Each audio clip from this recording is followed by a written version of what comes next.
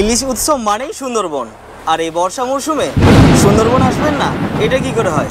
বাংলায় আমার সর্ষে ইলিশ চিংড়ি কচিলাও, বাংলা পার্শে মাছকে ধুয়ে জিরের বাটায় দাও। তো চলুন আজ আমি আপনাদের নিয়ে যাব সুন্দরবন।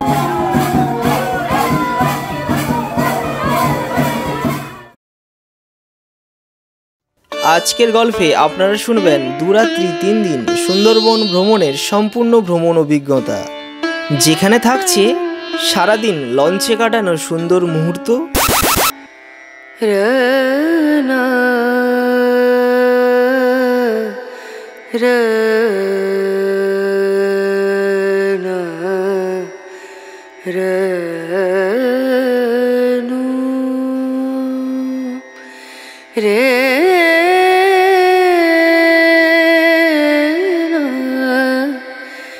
সামনে থেকে বাঘ দেখার তীব্র ইচ্ছা,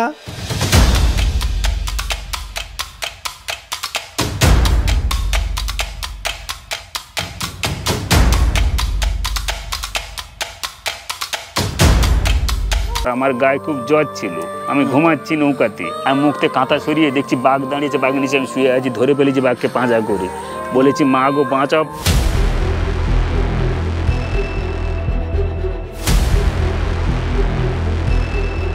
সকাল সন্ধ্যা দুপুর রাত্রি জমিয়ে খাওয়া দাওয়া,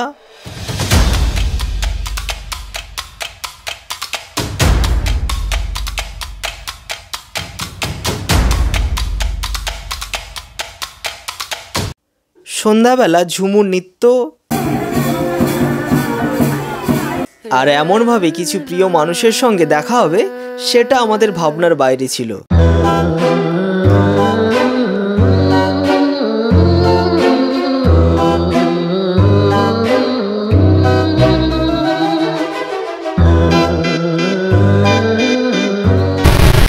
আর আমাদের আজকের সম্পূর্ণ ভ্রমণ গাইড কল্পতরু ট্রাভেল এজেন্সির সাথে করছি। আপনারা চাইলে কল্পতরু ট্রাভেল এজেন্সির সাথে আপনাদের স্বপ্নের জার্নিটি সম্পূর্ণ করতে পারেন। যোগাযোগের জন্য ডেসক্রিপশনে চেক করুন। So guys, good morning. আজকের আমাদের শুভ জার্নিটি আমরা ভারতের ব্যস্ততম রেল স্টেশন শিয়ালদা থেকে শুরু করছি। শিয়ালদা থেকে 5টা 45-এ রয়েছে প্রথম ট্রেন, তারপরে রয়েছে 6টা 30-এ, এরপর 6টা 42, এরপর আরও অনেকগুলো ট্রেন রয়েছে। অনেকেই বেশিরভাগ প্রেফার করে 6টা 42 ট্রেনে, বাট আমরা যাচ্ছি 5টা 45-এর ট্রেনে। ঠিক আছে, প্রায় প্রত্যেক দিন ট্রেন রয়েছে। আমাদের সামনে দাঁড়িয়ে রয়েছে 20 নম্বর প্ল্যাটফর্মে আমাদের ক্যানিং লোকাল।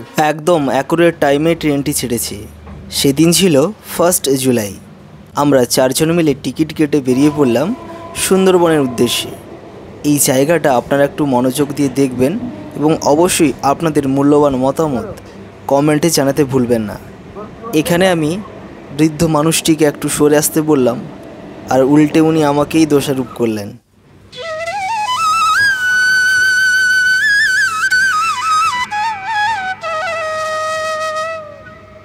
আমাদের ট্রেন এইমাত্র এসে পৌঁছালো।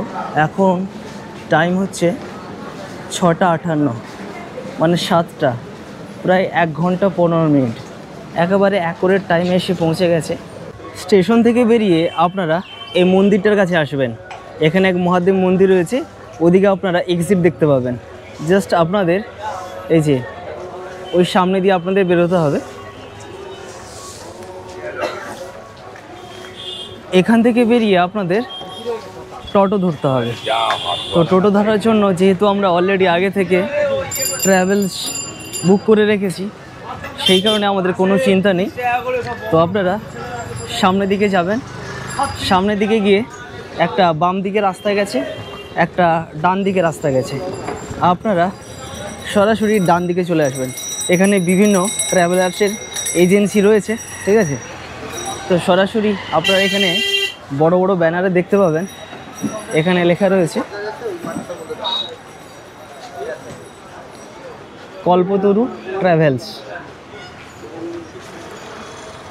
জিনাদের আন্ডারে আজকে আমরা ট্রাভেল করব। এরপর আমরা এখান থেকে টোটো করে বেরিয়ে যাব। বলছি দাদা, এখান থেকে কত টাইম লাগবে? 30 মিনিট লাগবে। এখন আমরা ক্যানিং মাতলা সেতু উপর দিয়ে টোটো করে বেরিয়ে চলেছি। এই ব্রিজটা কত বড়, সেতুটা কত বড়? 1 কিলোমিটারের বেশি আছে। 1 কিলোমিটারের বেশি, আচ্ছা 1 কিলোমিটারও বেশি আমাদের এই মাতলা সেতুর উপর দিয়ে এখন আমরা চলেছি। আর এখান থেকে ভিউটা আমি যদি আপনাদের দেখাই, just like a wow.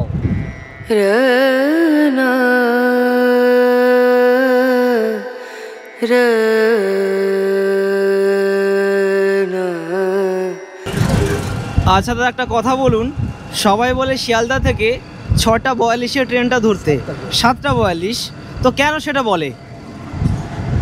Actually সব গ্রুপ আগে চলে আসার জন্যই বলে, একসাথে আসার জন্য। এবার যদি লেট হয় পরের আপনাকে 8টা 42 ধরে 10টার সময় ক্যানিংয়ে নেবে, আপনাকে গদখালি দিয়ে যেতে হবে। এই জন্য আপনাদেরকে সবাইকে একসাথে আসার জন্য বলা হয় যে আমরা সবাইকে একসাথে নিয়ে যাওয়া যায়। আচ্ছা, সেই জন্য সবাইকে কারোর হয়তো 7টা 42 বেশি লাগবে, কারোর হয়তো টাইম একটু কম লাগবে, সেই কারণে সেইভাবে 7টা 42-এ ট্রেনটা ধরলে সবাই 9টার মধ্যে পৌঁছে যেতে পারবে এবং একসাথে সবাই পৌঁছে গিয়ে একসাথে সবাই বোটে উঠে যেতে হবে, ছাড়তে সুবিধা হবে। সেই কারণে বলা হয় যে 7টা 42-এ ট্রেনটা ধরতে, তাতে করে সবাই একটা সময় মিলিত হতে পারবে এবং ওনাদের নিয়ে যেতে সুবিধা হবে। তো যাই হোক, এখন আমরা চলেছি বোট ধরার জন্য, তাই তো? হ্যাঁ, বোটে যাওয়ার জন্য সোনাখালিতে।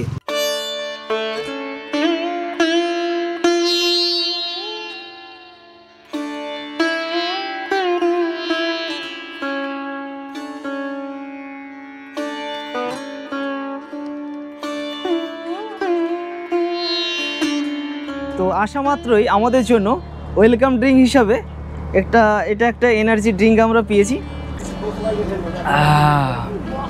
শান্তিকাল, সারা রাত আমাদের ঘুম হয়নি, এখন আমাদের একটু বিশ্রাম নিতে হবে।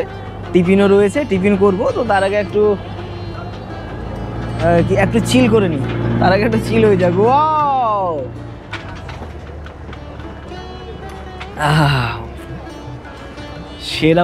সেরা অনুভূতি হচ্ছে, সত্যি বলছি। আর যদি তোমরা আসতে চাও কিংবা আপনারা আসতে চান, অবশ্যই আমাদের কল্পতরু ট্রাভেল এজেন্সির কন্ট্যাক্ট নাম্বার কমেন্ট কিংবা ডিসক্রিপশানে আমি দিয়ে রাখবো, ওখান থেকে কন্ট্যাক্ট করে আপনারা অবশ্যই আসতে পারবেন। ওয়েলকাম ড্রিঙ্কের পর চলে এলো আমাদের জন্য গরম গরম লুচি সাথে আলুর দম। তো এখন খাওয়া দাওয়া শুরু করা যাক। আর সঙ্গে কিন্তু মিষ্টিও রয়েছে। হ্যাঁ, আলুর কষাটা দেখে মনে হচ্ছে সেই হয়েছে।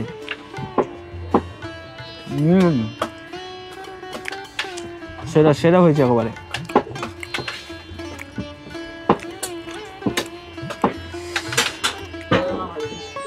আপনারা চেনারা সুন্দরবন আসবেন ভাবছেন, অবশ্যই আধার কার্ডের 2টো জেরক্স কপি নিয়ে আসবেন, নইলে এখানে কিন্তু সমস্যায় পড়তে পারেন। সমস্যায় পড়তে হবে, কারণ এখানে ডকুমেন্টস চেকিং হয়, ওর পরে আপনাদের এন্ট্রি হবে।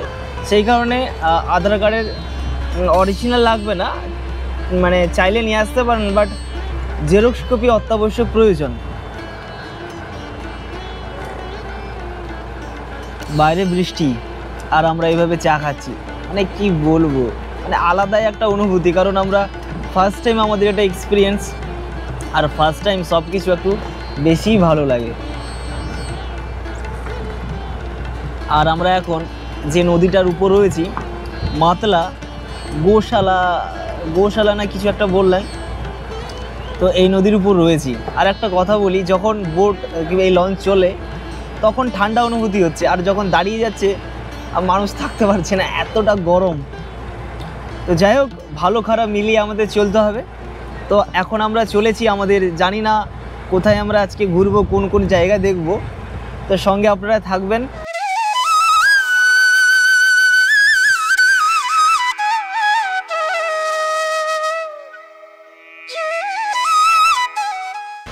অবশেষে আমাদের জন্য চলে এলো গরম গরম চিংড়ি মাছ।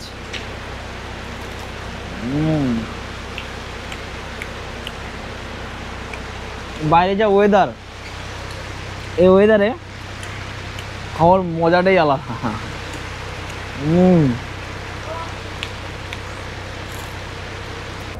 বলছি আপনি এখানে কি বানাচ্ছেনটা কি? ইলিশ পাতুরি। ইলিশ পাতুরি, ওটা কেমন? ওটা কি পোড়ানো হয়? না, তাহলে ভাবানো হবে। ভাপিয়ে করা হবে আর কি। হ্যাঁ। যেটা বিরিয়ানি হয় ওটা না, না, এটা আলাদা আর কি, হ্যাঁ। পুরো ভাপানো। একে কি বলে? পাতুরি। ভাতুরি। আছে ইলিশের পিসটা একটু দেখান না, একটু দেখাচ্ছি ইলিশের পিসটা। এটা কি পদ্মার ইলিশ? হ্যাঁ, পদ্মার ইলিশ। এটা পদ্মার ইলিশ। ইলিশের পিসগুলো একটু দেখাই আপনাদের। এই যে এটাকে ভাপানো হবে। আচ্ছা, ভাপানোর জন্য কলা পাতা ব্যবহার করা হচ্ছে, তাই তো? ওকে, এইভাবে সব এগুলোকে ভাপানো হবে। হ্যাঁ, এইভাবে সব প্যাকেট করা হয়েছে। প্যাকেট বলবো না ওটাকে, ওটাকে বলবো কি বলবো? ওটাকে প্যাকিং। সে হলো তো প্যাকিং করা হয়েছে। এই মুহূর্তে আমরা খেলাম গরম গরম চিংড়ি মাছ। এরপর আমি দেখছি এখানে আমাদের জন্য ইলিশ মাছকে ভাপানোর জন্য প্রিপারেশন চলছে। তো যাই হোক, রেডি হলে আমরা খাবো, তাই তো? এটা কি লাঞ্চের সময় রয়েছে নাকি আলাদাভাবে চিংড়ির মতো করে? না না, এটা লাঞ্চের সময় রয়েছে।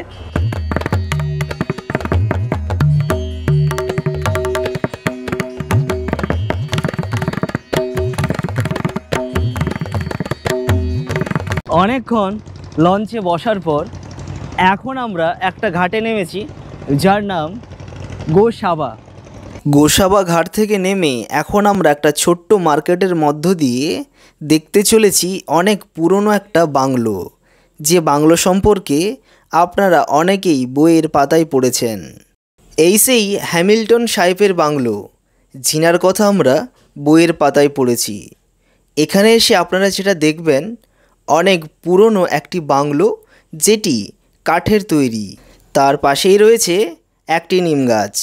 এখানে আসা মাত্র আমরা বাংলোটা চারিদিকে ঘুরে ঘুরে দেখলাম, খুবই ভালো লাগলো। আর এখানে এসে আমাদের দেখার সৌভাগ্য হয়েছে, এটা আমাদের কাছে অনেকটা বড় প্রাপ্তি। এরপর আমরা আবার পুনরায় এই হ্যামিল্টনের বাংলো থেকে চলে যাব রবীন্দ্রনাথের বাংলোতে। রবীন্দ্রনাথের বাংলো বললে ভুল হবে, যেখানে রবীন্দ্রনাথ এসে থেকেছিলেন এবং বিভিন্ন সাহিত্য রচনা করেছিলেন। এই বাংলোতে ঢোকার আগে এই যে বিকন বাংলো, এখানে এন্ট্রি ফি হচ্ছে 10 টাকা। এটা কিন্তু প্যাকেজের বাইরে, অর্থাৎ নিজেদের টাকা খরচ করে আমাদের এই বাংলো ভিজিট করতে হবে। আর এই বাংলোতে ভিজিট করার পর হাজার হাজার মানুষ এখানে ভিড় জমায়েত করেছে এই বাংলো দর্শন করার জন্য।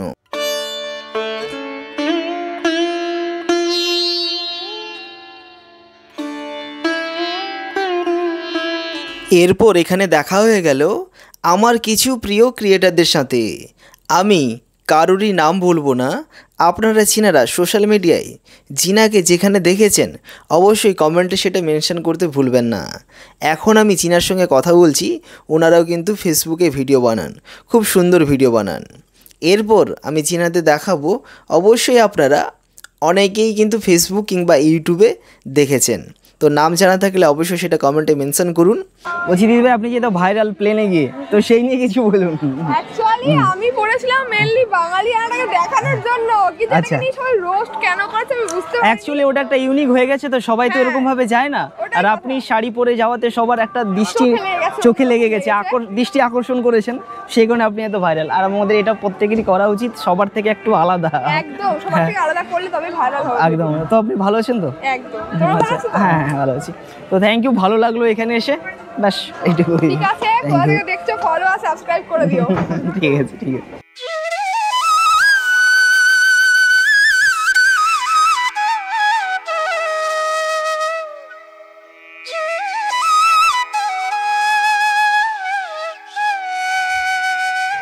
এখন আমরা দেখতে চলেছি বিশ্বকবি রবীন্দ্রনাথ ঠাকুর, যেখানে 2 দিনের জন্য এই বাংলোতে ছিলেন। আমরা ভেতরটা একটু দেখার চেষ্টা করব, জানি না কিছু দেখতে পাবো কি না, পুরোপুরিভাবে অন্ধকার, না কিছুই দেখতে পাচ্ছি না।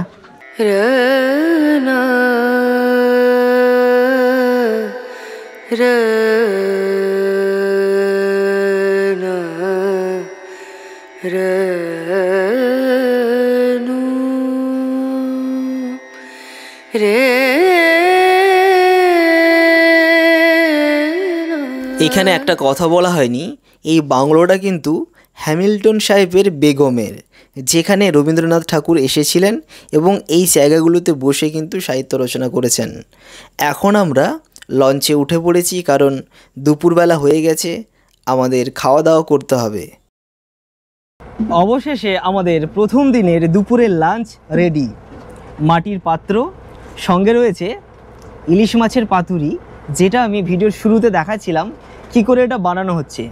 ইলিশ দই, ইলিশের এখানে একটা গ্রেভি রয়েছে, আর এখানে ইলিশ মাছের মাথা দিয়ে পুঁই, লেবু, লঙ্কা, বেগুন ভাজা, চাটনি, পাঁপড়, জল, আর আমার তো লবণ ছাড়া হয় না।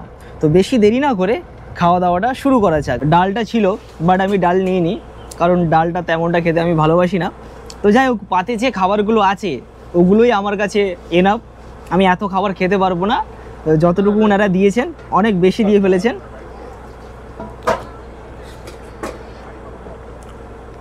ইলিশ মাছের যে পুঁইটা বানিয়েছেন ওনারা, হেভি হয়েছে।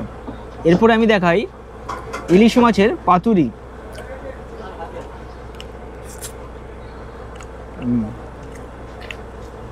ভালো হয়েছে।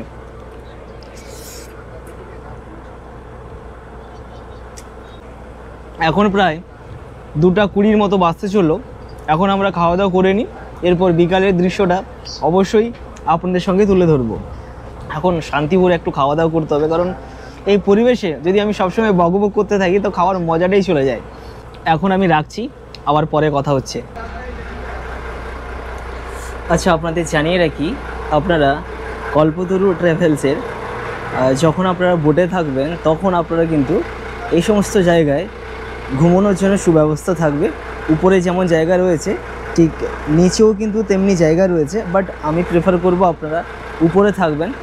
অনেকে এখানে ঘুমিয়েছেন, আমি ওনাদের ডিস্টার্ব করব না। আর আমাদের জায়গাটা রয়েছে জাস্ট এই জায়গাটায়। এখানে আমরা 4 জন রয়েছি, ব্যাগপত্র সব, মোবাইল চার্জিংয়েরও সুব্যবস্থা রয়েছে, এবং এখানে কিন্তু একটা ম্যাপ দেওয়া রয়েছে, এই যে কল্পতরু ট্রাভেলস, ঠিক আছে। বাকি এখানে চেঞ্জিং রুম রয়েছে। তাছাড়া সবচেয়ে যেটা ইম্পর্ট্যান্ট, যখন আপনারা বোটের মধ্যে থাকবেন তখন এখানে বাথরুমের কিংবা টয়লেটের কি ব্যবস্থা রয়েছে সেটা একটু আমি দেখাই। বাথরুম এই যে এখন এটা বন্ধ আছে বলে লো লাইট মনে হচ্ছে, পরিষ্কার, এখানেও পরিষ্কার। এখানে ট্যাপ খুললে জল বেরোবে, ঠিক আছে, এখান থেকে জল বেরোবে। আর এখানেও কিন্তু ট্যাপের জলের ব্যবস্থা রয়েছে। আপনাদের বোটের মধ্যেও কোনো সমস্যা হবে না। এই মুহূর্তে আমরা লঞ্চ থেকে বেরিয়ে আমরা হোটেলে যাব। সব ব্যাগপত্র আমরা সব গুটিয়ে নিয়েছি। এখন আমাদের লঞ্চ থেকে নেমে যেতে হবে। সারাদিন লঞ্চে ঘোরার পর আমাদের সন্ধ্যাবেলা অর্থাৎ বিকেলের দিকে আমাদের হোটেলে পৌঁছে দেওয়া হবে। আর আপনাদের বলে রাখি, হোটেলের জন্য আপনাদের চিন্তা করার কোনো দরকার নেই, এটা কিন্তু প্যাকেজের মধ্যে। আপনারা যে 2 রাত্রি 3 দিন ভ্রমণ করবেন সেখানে হোটেল কিন্তু ইনক্লুড রয়েছে, আপনাদের চিন্তার কোনো দরকার নেই। তো এখন আমরা আমাদের হোটেলে যাচ্ছি, পাখিরালয়ে।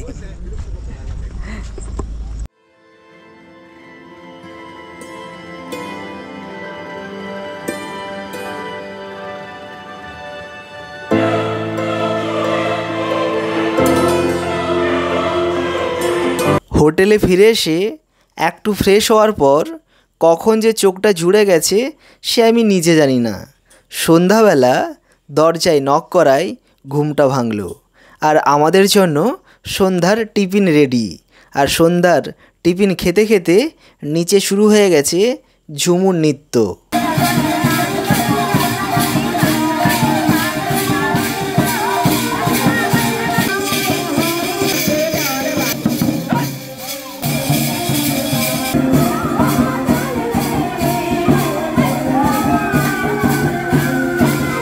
ঝুমুর নৃত্যের পর আমাদের রাতে ডিনার রেডি।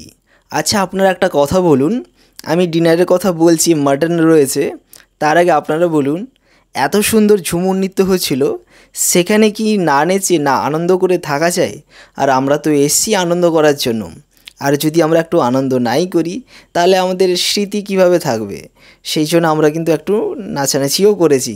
তো সেটাও কেমন লেগেছে অবশ্যই আপনাদের মতামত জানাবেন। তো এরপর রাতের ডিনারের জন্য আমরা খেতে বসে গেলাম। রাতে ডিনারে ছিল গরম ভাত, একদম সাদা ভাত, সঙ্গে ছিল আলু ভাজা, স্যালাড ছিল, পেঁয়াজ ছিল, সঙ্গে ছিল মাটন। তো মাটনের যা টেস্ট হয়েছিল আমি কি বলবো আপনাদের, অনেক সুস্বাদু হয়েছিল। তো বলে রেখে আপনাদের আমি ভিডিওটা আর দীর্ঘায়ু করতে পারছি না, অলরেডি অনেক বড় ভিডিও হয়ে গেছে। যেহেতু চ্যানেলটা একেবারে নতুন, তো আপনারা ধীরে ধীরে আমাকে চিনবেন এবং অবশ্যই আমাকে সাপোর্ট করবেন। তো নেক্সট পার্টে আমি রুম রিভিউ কিংবা বাকি দিনগুলোর ভ্রমণ অভিজ্ঞতা এক এক করে শেয়ার করব। যদি আপনারা সুন্দরবন আসতে চাইছেন তাহলে অবশ্যই ডেসক্রিপশন কিংবা স্ক্রিনে দেওয়া নাম্বারে যোগাযোগ করুন কল্পতরু ট্রাভেল এজেন্সির সঙ্গে। তাহলে অবশ্যই আপনারা সুন্দরভাবে সুন্দরবনের জার্নিটা কমপ্লিট করতে পারবেন। তো আজকের মতো আমরা এখানে ভিডিওটাকে শেষ করছি। আগামী পর্বে দেখা হচ্ছে আপনাদের সঙ্গে। Thank you.